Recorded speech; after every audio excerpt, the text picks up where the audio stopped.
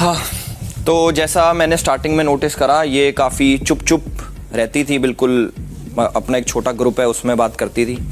तो मुझे लगता था चलो इनको अभी समझ नहीं है कि ये क्या कर रही हैं, कौन से ग्रुप में है और क्या क्या बोलना चाहिए इनको, अच्छा बुरा सारी चीज़ें। धीरे धीरे मुझे पता लगा कि इनको सही में समझ नहीं है। और इनका गुस्सा भी मैंने देखा, जब पूजा जी के साथ लड़ाई हुई तब मैंने इनका असली रूप देखा कि ये अंदर इनमें बहुत ज़्यादा गुस्सा भरा है, बट वो कंट्रोल करती हैं और जब मौका आता है उसको निकाल देती हैं थोड़े गंदे लेवल पे। और जैसे मेरे साथ भी हुआ, इन्होंने जो साबुन का पानी पिलाया उससे मुझे बहुत सारी चीज़ें क्लियर हुई कि ऐसा कोई ह्यूमन नहीं सोचता एक दूसरे के बारे में, चाहे कितना दुश्मन हो बेबी का। और अभिषेक भी दुश्मन है, कभी बेबिका जी ने सोचा नहीं अभिषेक के बारे में ऐसा। तो इन्होंने जो करा, ऑल्दो इन्होंने सॉरी मांग ली बाद में, बट जो इंटेंशन था इनका, मुझे ऐसा लगा कि वो सही रूप नहीं है और इनका असली रूप ये है। Thank you. तो मैं बेनकाब करना चाहूँगी जिया को, क्योंकि पहले दिन से ही, पहले हफ्ते से ही जब मुझसे कहा गया था कि लोगों की फेस रीडिंग करो, उसमें से जिया थी। और जो इंस्टिंक्ट मुझे पहली बार में ही जिया के बारे में आया था कि मुझे ये बड़ी ही छुपी रुस्तम लगती है।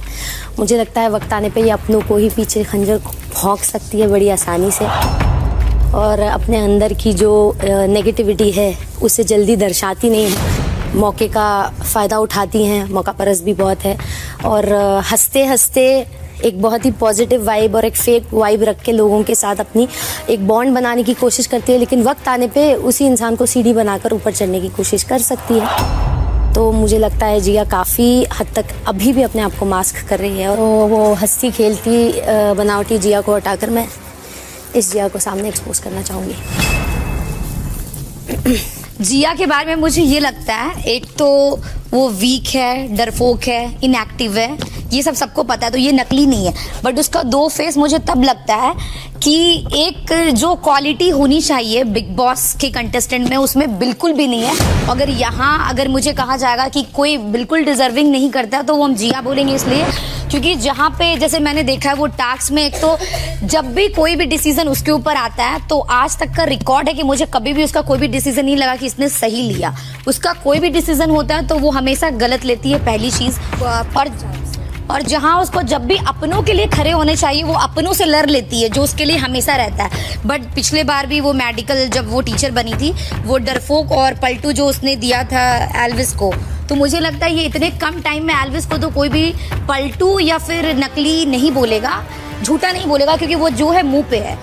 तो उस पे मुझे लग रहा था कि आपको बेबिका को देना चाहिए। तो वो आपका पर्सनल चीज है बेबिका के साथ, तो आप घर ले जाओ बेबिका को। नहीं, मुझे लगा क्योंकि इस घर में भी क्योंकि मैं इंसिडेंट भी बताती हूँ। अभी आप दोनों के साथ बेबिका बहुत सही थी, बट जब वो कैप्टनसी का टास्क आया तो उसने आपके साथ बहुत गंदा ट्रीट किया कि अरे तुझे तो मैं पेल दूंगी, ये वो, जो कल रात तक आपके साथ फ्रेंड में इतनी अच्छी बन के बैठ के बात कर रही थी, और तुरंत तो इस घर में वो क्लियर एंड कट है कि वो पलटू यहाँ पे कौन है। अगर आज आपके साथ अच्छा है, रीडिंग उसको वही बोला जो मैंने कैप्टन में किया यार। तो मेरा वही कहना है कि बिग बॉस ने बोला, मैंने जो बार बोला यहाँ वही दिखाया है, तो किस हिसाब का मुझे नहीं पलटू उसमें, तुम तो जो हो वो है ही यार। तुम देखो वो लड़ाकी है। मुझे नहीं लगता तुझे मेरी फोटो लगानी चाहिए यहाँ पे, अभी तेरी बातों से ना कोई और आ रहा है। नहीं, मुझे क्लियर करना है ना कि तुम कैसे नकली हो, वैसे क्लियर करना है। तो मुझे लगता है जहाँ तुमको अपने दिखाना चाहती है, जहाँ तुमको अपने लिए स्टैंड लेना चाहिए, तुमको, मुझे जहाँ तक लगता है कि तुमको बेबिका से बहुत तुम्हारा फटता है,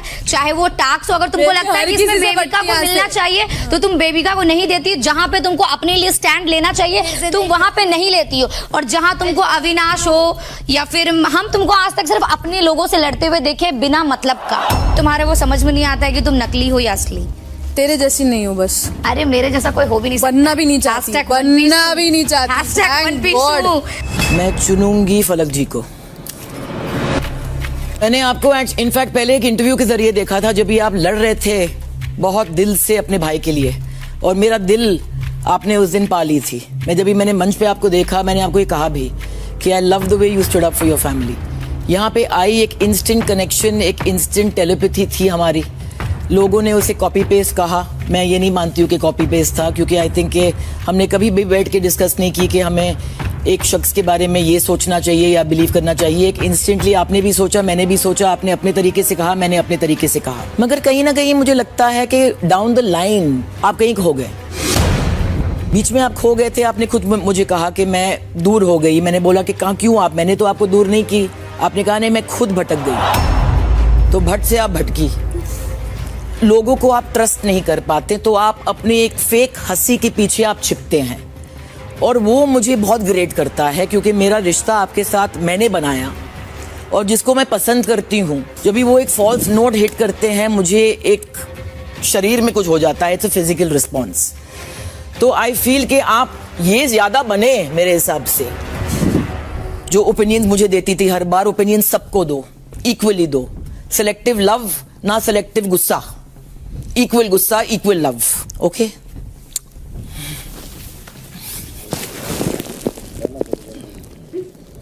I hope you understand where I'm coming from.